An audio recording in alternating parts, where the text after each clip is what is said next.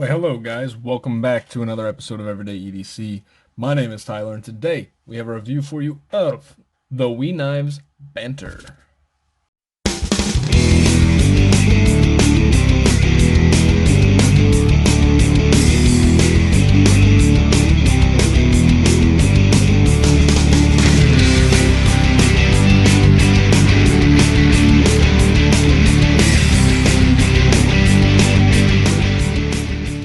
Alright guys, jumping right into it. This is the Wee Knives Banter. This is a very heavily touted knife as like made by Ben Peterson. I believe he was on Blade HQ. He did the knife banter or something like that. It was something that we all listened to quite frequently back in the day.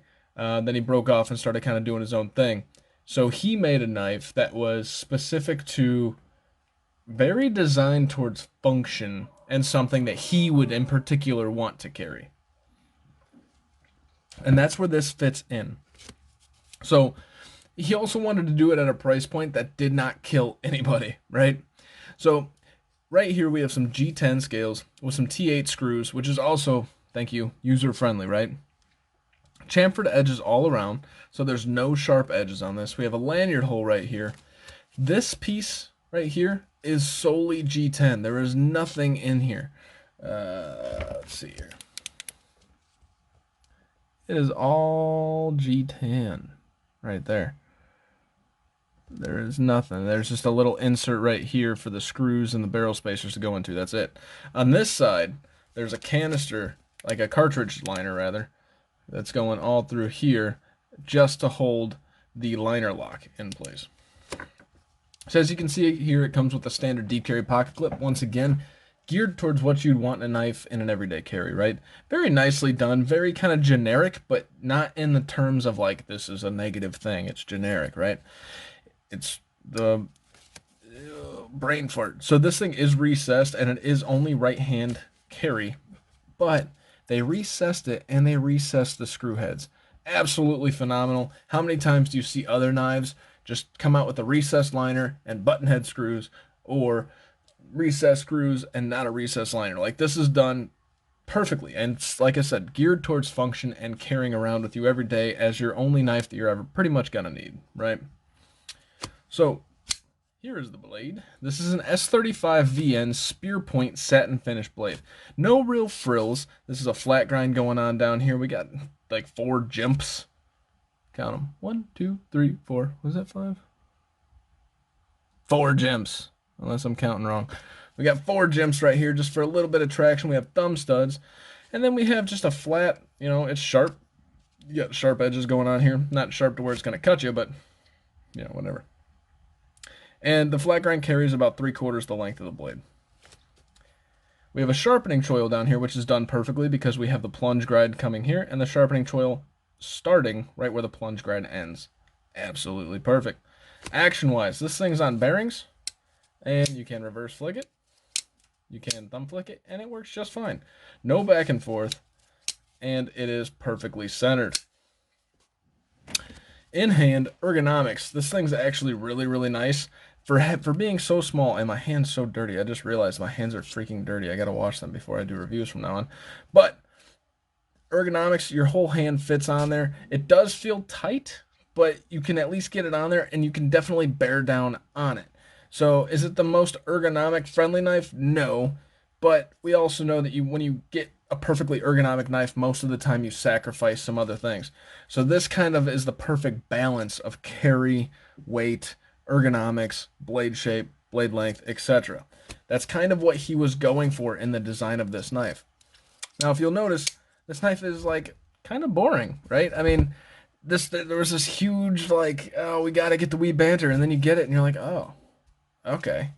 So before I kind of get to it, and I'll kind of touch on it in the end, in my opinion, this guy is really made for not really the knife enthusiast. And I know we've probably heard that in other reviews, but feeling it, it's such a functional tool, and it does satisfy the itch of having an S35VN blade, bearings for the fidget factor, etc., etc., etc. It's not going to be one that you're like, I have to carry that because that one makes me the most happy in my collection. That's kind of where this falls. But when you go out to use it, you're going to be extremely happy that you got it because the function's really there. kind of skipped around here, but we're going to get into the specs. I'll get back more into my dislikes and likes after this, and then once, and that'll kind of touch more on those topics. Without further ado, let's get you guys some weight on the We Knives Banter. Obviously, this is made by We Knives, so it's made in China. The overall weight is coming in at 2.86 ounces. Rather lightweight. It's under that 3 ounce mark. 3 ounces being like everything under 3 ounces just feels stupid light, right? At least for most of us. This is not a large knife. As you can see here, this thing's coming at just about 6.5 inches. I mean, it's, like I said, it's not large. The blade length is coming in just shy of 3 inches. And the cutting edge is coming in at about 2 3/4. Let's get you guys some blade stock thickness.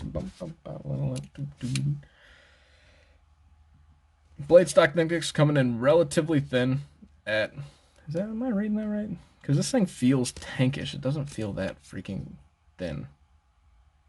Let's see here. Yeah, it's coming in about 95 thousandths to 100 thousandths. That's pretty damn narrow. And so the behind the edge, 14 thousandths behind the edge.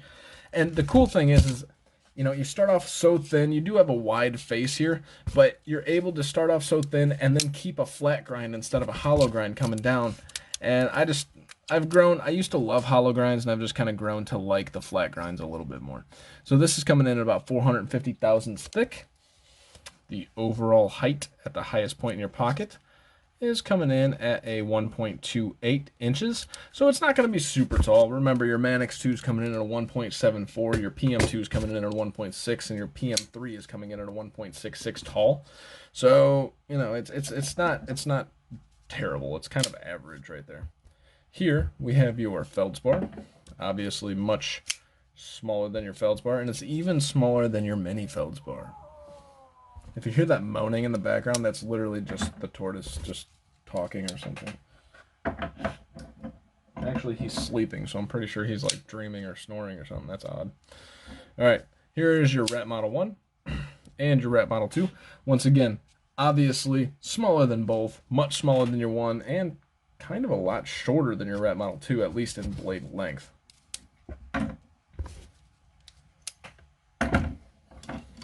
Moving right along here, here is your Civivi Brazen and your Civivi Elementum. The Elementum kind of compares. It's still slightly longer, but it's like, obviously they're both made by We, so they have a very similar feel, not necessarily in ergonomics, just like the look. And when you hold them in hand, they kind of just feel similar, and they even have like a similar profile of blade. You guys might not see it. I see it looking here. This is kind of like a short, fatter version of the Elementum. Maybe like a mixture of the Elementum and Durus, right? But obviously smaller than those two. Last but not least, we have your Spyderco PM2 and your Spyderco Sage 5.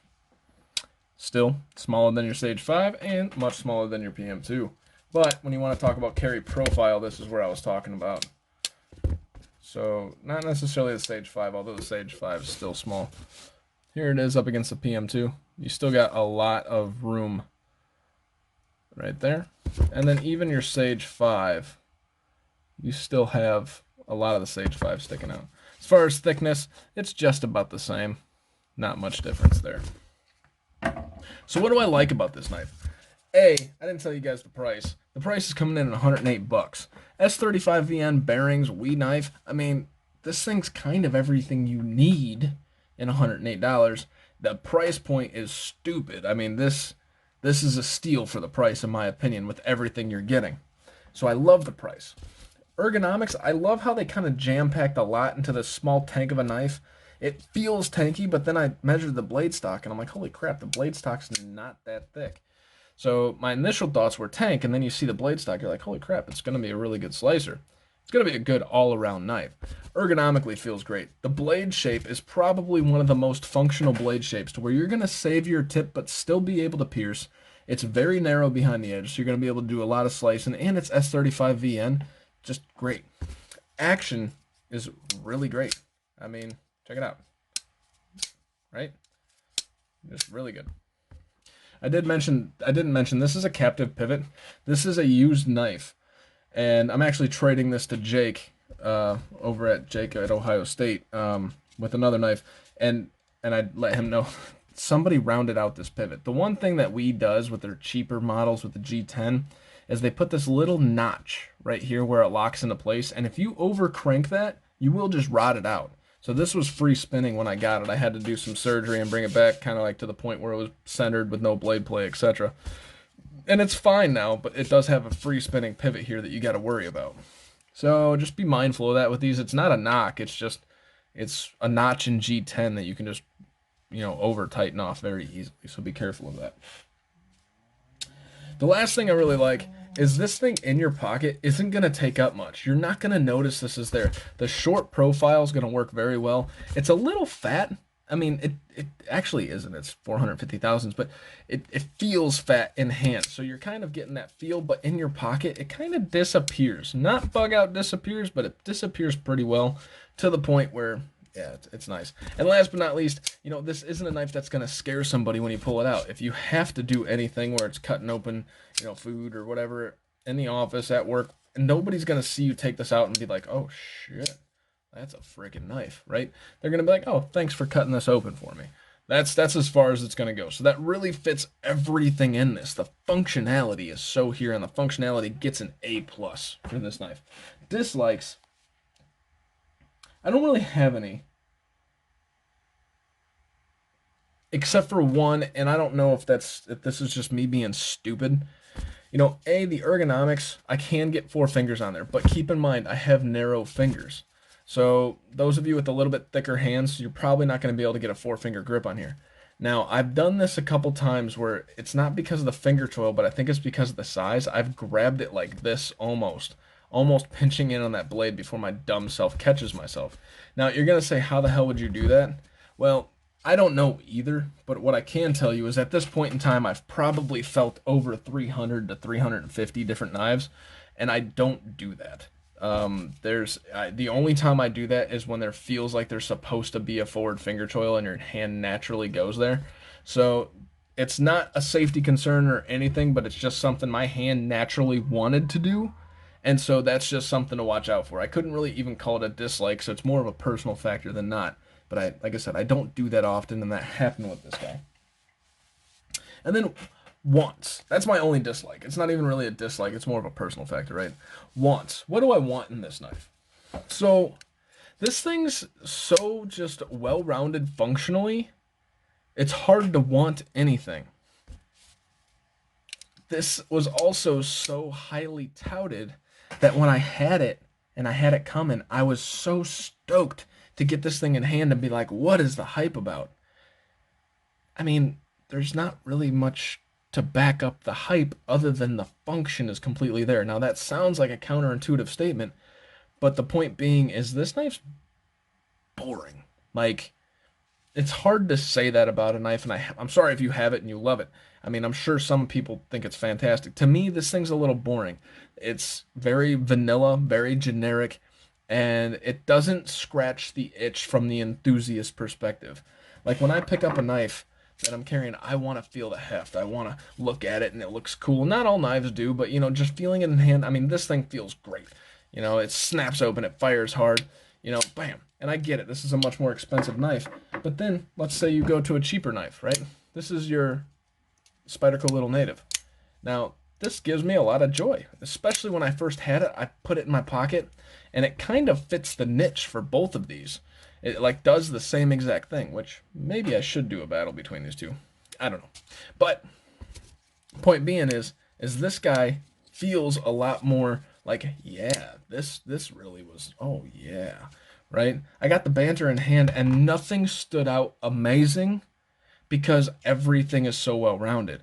There's nothing to say that they slacked here so they could pick up here. They just well rounded it, and it in turn left with a boring knife. I don't mean that to sound like ending on a bad note. It's not. This thing is so functional, it's stupid. To me, it doesn't scratch the enthusiast itch. As a user, it scratches every itch that you need. That is all I got for you guys for the value. This thing is definitely a steal. If you're interested in it and this speaks to you, do it. Don't let the fact that I'm an enthusiast more so than a user affect the decision not to get this, because this thing is so stupid functional. It's insane. That is all I got for you guys. My name is Tyler. This has been Everyday EDC. You guys stay sharp, stay safe, and have a great freaking day, guys. Thank you so much for watching. Hey guys, thank you so much for watching. This is my Patreon. This is my Instagram, everydayedc_77. We'll do a special shout out to all the Patreons: John K, Sammy, Eggs and Ham, Jason M, Dogtooth, Kaiba, Mickey, Wolf, and Captain Steve. Thank you guys so much for watching. Have a great friggin' day.